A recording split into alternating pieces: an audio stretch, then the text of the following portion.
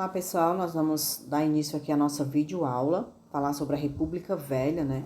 Essa República Velha, pessoal, ela vai corresponder aí ao período histórico, o período da história de 1889 até 1930. República Velha, República Oligarca, República do Café com Leite, todos esses termos são utilizados nesse contexto, né? Então essa república, ela vai começar com a expulsão da família real, com o golpe militar, né? Muitas pessoas dizem que no 15 de novembro de 1889, os militares deram um golpe, expulsaram a família real e assumiram aí o Brasil.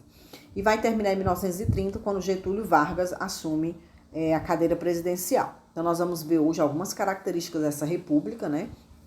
Alguns fatos importantes que vamos destacar aqui.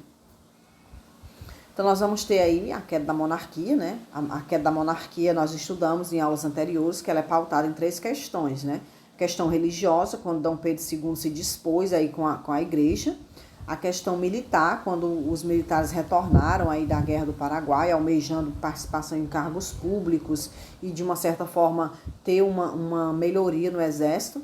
E a questão cafeeira, né? Quando nós vamos ter a Lei Áurea e os cafeicultores, eles ficaram, digamos assim, meio que receiosos porque eles foram prejudicados com a Lei Áurea, né?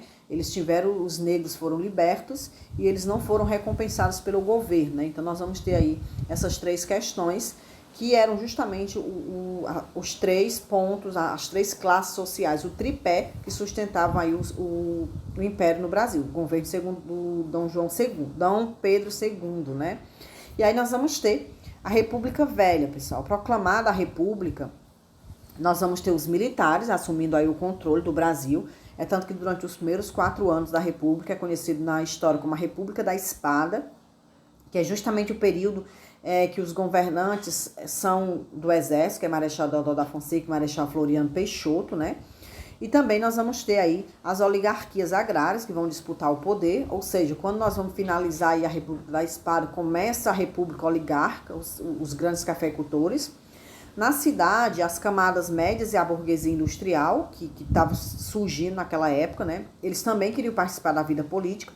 E a Igreja Católica, que era aliada ao poder, mas nós vamos ver que na República a igreja vai ficar um pouco distante, né? E no campo vigorava a lei dos coronéis, ou seja, uma das principais figuras da República Velha no campo vai ser o coronel, né? Que nós vamos ver dentro desse contexto. Então nós vamos ter a República da Espada, né? O governo provisório, Deodoro da Fonseca, quando a família real é expulsa do Brasil, Deodoro da Fonseca assume provisoriamente, mas assim quando ele assume com caráter autoritarista, né, caráter autoritário, e por causa disso ele começa a ter algumas desavenças com políticos, né, da mesma ala militar. E aí nós vamos ter, né, consolidar o novo regime, governar até que houvesse eleições. Então essa seria a proposta, o Deodoro iria governar até surgir as novas eleições. Aprovar uma Constituição, que nós vamos ter que ver que ele aprova a Constituição de 1891, e executar diversas reformas políticas e administrativas que constavam no programa republicano, né? Ou seja, assim como Deodoro assumiu também, ficou nítido que era necessário a mudança dos símbolos nacionais, bandeira, hino, ou tudo aquilo que remetesse ao Império deveria ser substituído, porque o Brasil agora era uma república, ele tinha que ter símbolos nacionais que retratassem, que simbolizassem a República Brasileira. Então nós vamos ter, quando Deodoro assume, pessoal, ele vai chamar Rui Barbosa para ser o ministro da Economia, e Rui Barbosa vai criar a política do encilhamento. Essa política do encilhamento era política industrialista. Rui Barbosa acreditava, pessoal, que com a emissão de papel moeda e a criação de crédito bancário, o facilitamento de estabelecimento da sociedade anônima, o aumento de taxa alfandegária e a criação da Bolsa de Valores do Rio, ele acreditava que isso iria favorecer o crescimento industrial no Brasil. Ele também acreditava que essa política, pessoal, ela iria aumentar a economia brasileira, fazer com que o Brasil prosperasse economicamente e que o Brasil iria viver aí anos dourados com essa política, né? Então nós vamos ter a anulação de empréstimos bancários concedidos pelo Império. Só, pessoal, que nós vamos ver que essa política ela não vai sair conforme pensava o Rui Barbosa, né? Devido à especulação financeira, devido ao aumento de moeda circulando no mercado, nós vamos ter o quê? A desvalorização da moeda, porque existe uma grande quantidade de emissão de papel moeda, então essa moeda ela foi desvalorizada. Consequentemente, quando a moeda é desvalorizada, aumentou a inflação, e essa inflação aumentada, pessoal, vai resultar na falência de grandes empresas, bancos, né? Então, assim, vai ser um desastre para o Tesouro Nacional e o Brasil vai ficar endividado. Então, a política do encilhamento, que tinha tudo para dar certo, ela não deu certo, né? Ela não surtiu efeito como era o desejado e, por causa disso, o Brasil vai ficar totalmente endividado. Aí nós vamos ter, Deodoro vai aprovar a Constituição de 1891. Nessa Constituição fica decretado que o Brasil ele é republicano, federativo, presidencialista, ou seja, o Brasil agora ele é governado por um presidente e nós vamos ter os 3 poderes, tendo em vista, pessoal, que durante o Brasil Império foi criado na Constituição de 1824, né, a Constituição do Imperador, como é conhecido na história, um 4º poder, que é conhecido como poder moderador. Então, aqui na nossa Constituição Republicana, a primeira Constituição Republicana do Brasil, nós vamos ter só apenas 3 poderes, Executivo, Legislativo e Judiciário, que são os 3 poderes que nós temos até hoje, né? Então, de acordo com essa Constituição, a primeira do Brasil, República, o voto vai ser aberto e direto, e era maior para 21 anos, ou seja, tinha que ter 21 anos para poder votar. E não poderia votar, pessoal, mendigos, analfabetos, religiosos e também os praças, né? Lembrando, pessoal, que nessa Constituição nada se falava sobre o voto feminino, ou seja, a mulher ela não era nem citada aqui em nenhum aspecto. Aí nós vamos ter, a Constituição ela era de base liberal, ou seja, ela vai romper com os velhos privilégios, né, instituía outros, por exemplo, nós vamos ter o fim do voto censitário, o voto censitário que predominou aí quase todo durante o Império, né? No entanto, analfabetos perdiam o direito ao voto. A Igreja Católica perde o controle sobre os ritos da vida e da morte, lembrando, pessoal, que durante todo o Império, a Igreja ela assumiu uma postura muito grande na sociedade brasileira, tanto que era a única religião predominante no Brasil, né? E durante a República, nós vamos ver que a Igreja vai se distanciar do Estado, vai haver um rompimento Igreja e Estado, né? É tanto que nessa Constituição, algumas,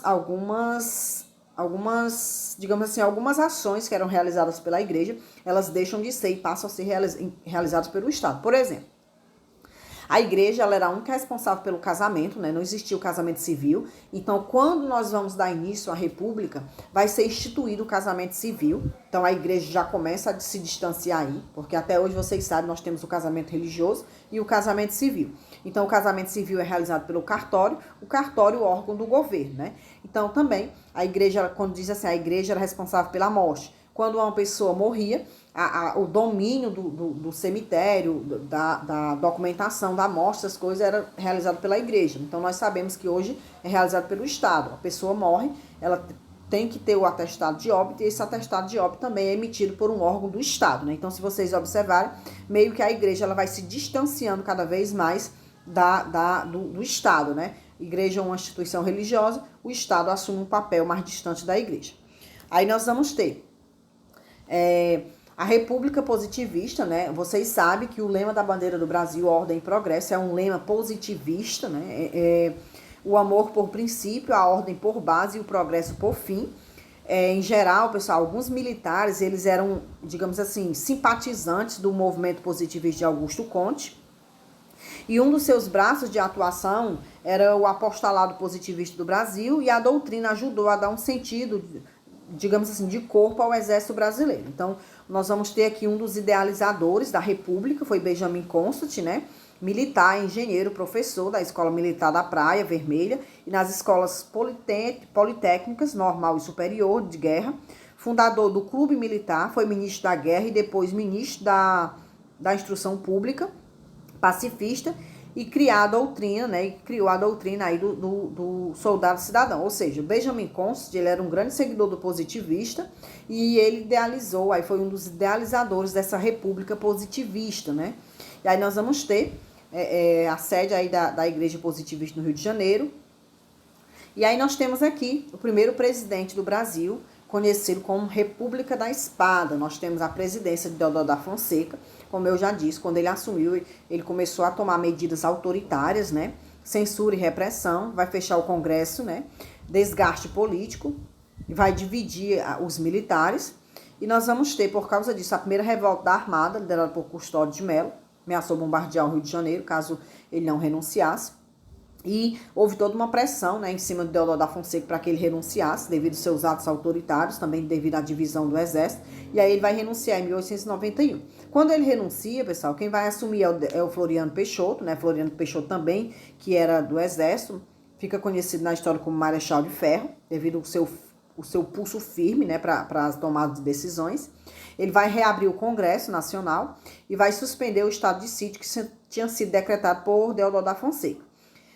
Nós vamos ter aí a derrubada dos governadores que apoiavam Deodoro. Então, praticamente, ele vai tentar montar um governo que apoiasse ele mesmo, né? Floriano fazia parte do grupo que pressionou a renúncia. Então, ele estava naquele grupo que se dividiu e que pressionava Deodoro a renunciar. Questões de legitimidade, ditadura ou governo constitucional. Então, Deodoro ele vai governar aí com punho firme, né? Ditadura da Salvação Nacional, ele vai mandar construir casas isentas de impostos, dos alimentos e reduzir o preço dos aluguéis, vai fornecer empréstimos à indústria, taxa alfandegária, protecionistas e vai promover a reforma bancária, né?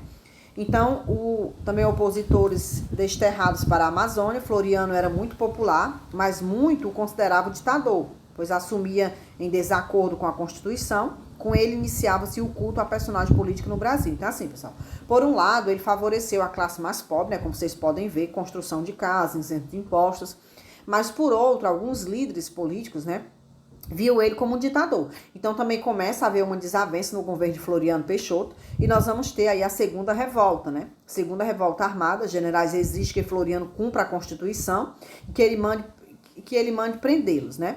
Líderes Custódio de Mello e Saldanha da Gama, que são seus responsáveis pela Segunda Armada. E nós temos a Revolução Federalista, o Rio Grande do Sul, conhecido como os pica-paus, né, os positivistas. Começou como insurgência contra o presidente da província, Júlio de Castilho, e se desdobrou aí em grande guerra civil com a adesão dos grupos revoltosos da Armada, né? Ou seja, pessoal, nós vamos ter aqui o mesmo contexto de Deodoro da Fonseca. Os grupos dissidentes eles vão se revoltar contra Floriano Peixoto e vão exigir a sua renúncia. Só que Floriano não vai renunciar, ele governa até aí o final do seu mandato, até 1894, né, que finalizava aí o mandato. E aí, quando ele termina o seu mandato, nós vamos ter novas eleições presidenciais. E quem vai ganhar é Prudentes de Moraes. Então, Prudentes de Moraes, pessoal, é o primeiro presidente da República Oligarca, ou seja, ele vem representando aí os civis, tendo em vista que finalizou aí o governo dos militares, né? E ele vem iniciando a República Oligarca, os civis, né? Então, Prudentes de Moraes, pessoal, ele vai ser o primeiro presidente da República, eleito pelo voto direto, enfrentou a oposição do Floriano Peixoto, né? As pessoas que ainda defendiam a ideia de que o Floriano deveria... As pessoas que defendiam as ideias de Floriano, elas fizeram oposição a Prudentes de Moraes. E aí, o que é que Prudentes de Moraes vai fazer, pessoal? Ele faz pouca coisa, porque a primeira tentativa dele é tirar o Brasil da crise. Ele vai herdar toda a crise econômica do encilhamento de Rui Barbosa, né? Então, o Brasil estava afundado numa crise financeira. Então, ele vai enfrentar toda essa questão para tentar tirar o Brasil dessa crise. Ele também enfrentou as questões territoriais, como a Argentina, França e Inglaterra. Optou pela diplomacia.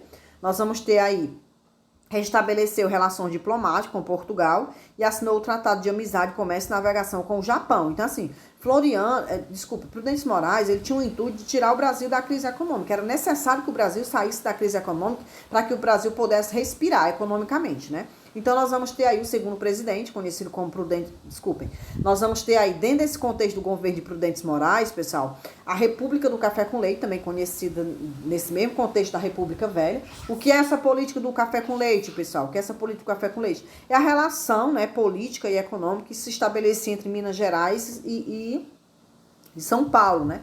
Acredita-se que os mineiros, sendo aí um dos maiores produtores de leite, e os paulistas, os maiores produtores de café, então por isso que recebe aí essa nomenclatura, né, política do café com leite.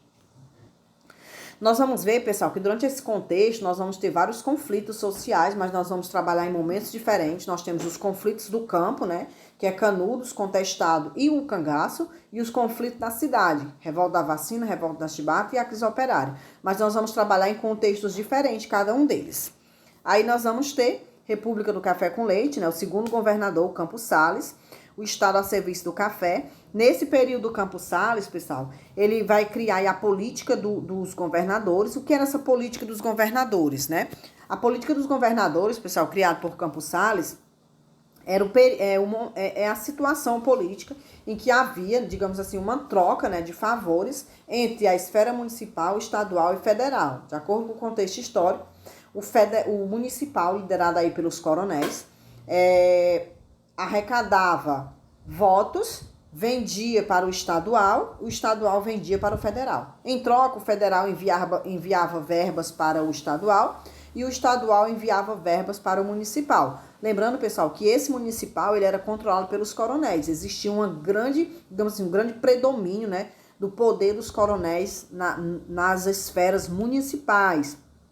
Esses coronéis, nós vimos que foi um título atribuído lá no Império, né, quando foi criada a Guarda Nacional. Então, no final do Império, esses grandes fazendeiros que detinham poder, digamos assim, grandes propriedades de terra, jagunços armados, eles foram titulados de coronéis, certo? Então, nós vamos ter, o país estava à beira da falência, aumento da dívida externa, da inflação e dos déficits orçamentários, né?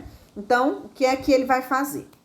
O Campos Salles vai desenvolver a política chamada Fondlon, né, que é uma negociação com os ingleses durante 10 anos, mais 3, né, ele vai pedir dinheiro emprestado à Inglaterra, na tentativa de tirar o Brasil aí da crise, né? Então, nós vamos ter, para pagar os empréstimos, restringe a circulação de moeda, penhora a título de garantia para com os bancos, né, credores da Receita da Alfândega do Rio de Janeiro, e em caso de necessidade, outras alfândegas reduz as despesas, parando as obras públicas e arrochando aí os salários dos funcionários públicos, civis e militares e cria novos impostos, né? Então, assim, ele queria de qualquer jeito tirar o Brasil da crise financeira que o Brasil estava. Então, se endividou mais ainda, né?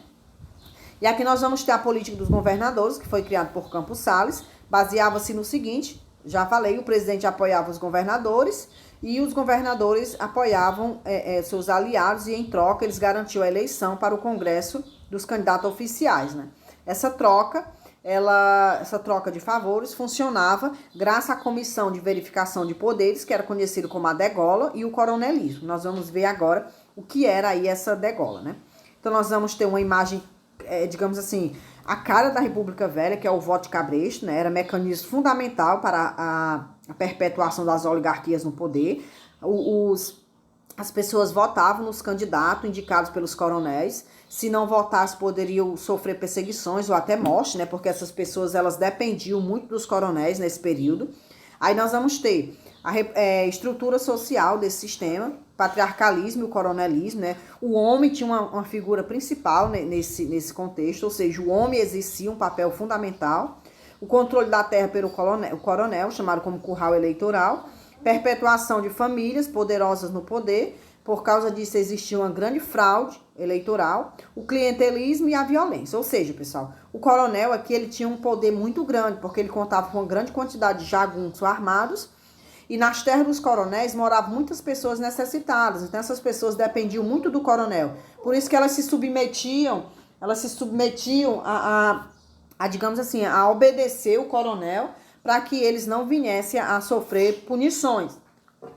Aí nós vamos ter o sistema econômico, né, da República Velha, baseado na exportação de produtos primários, como o café era aí a principal economia, né? O açúcar, o algodão, o cacau e a borracha. E nesse período, pessoal, o grupo privilegiado era os cafeicultores, ou seja, o topo da pirâmide aqui eram os cafeicultores, né? Então, a borracha, ela teve seu auge entre os anos de 1879 e 1912 e trouxe luxo e opulência para Manaus e Belém, né? Durante esse período, nós vamos ter o desenvolvimento dessas cidades aí. E aí, nós vamos ter, durante esse período da República, o café com leite, da República Velha, pessoal, nós vamos ter a anexação do Acre, né? Durante o governo Rodrigo Alves, nós vamos ver mais na frente as características do governo Rodrigo Alves. Após o conflito armado entre brasileiros e bolivianos, o Acre foi anexado ao Brasil e a região pertencia à Bolívia, mas boa parte de suas terras eram ocupadas por trabalhadores brasileiros envolvidos na extração da borracha pelo Tratado de Petrópolis, né?